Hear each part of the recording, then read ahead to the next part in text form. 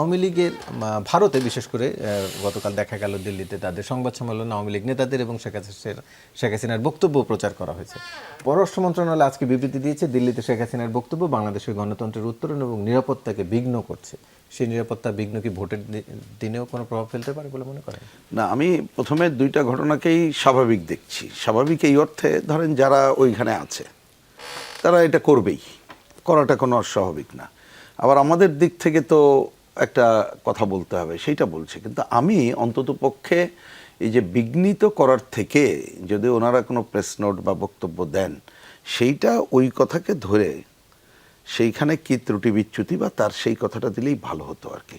আমি এটা খুব সংকট, মানে কি বলবো, যে ওইটাকে একটা বড় কোনো ঘটনা হিসাবে দেখছি না। এই কারণে, কারণ আমরা যখন ভোটের মধ্যেই গেছি তখন কিন্তু নানা ধরনের ঘটনাগুলো ঘটতে পারে আমরা বিবেচনা করছি। যারা ভোটে নাই তারা কি চুপচাপ থাকবে?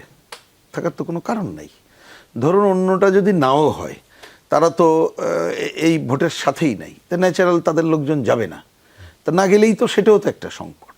আপনি যদি একটা বিরাট অংশ যদি তাদের ওরকম সংখ্যা বেশি এখন থেকে থাকে, কি আছে না আছে প্র্যাকটিক্যাল বলবে গেল না।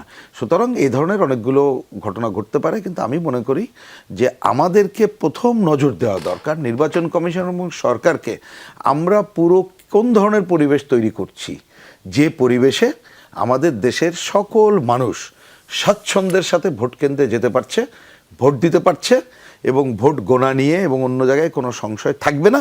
এবং এখন থেকে প্রচারণার মধ্যে কোনো ধরনের বায়াসনেস, ম্যানিপুলেশন অন্য কোনোটা থাকবে না।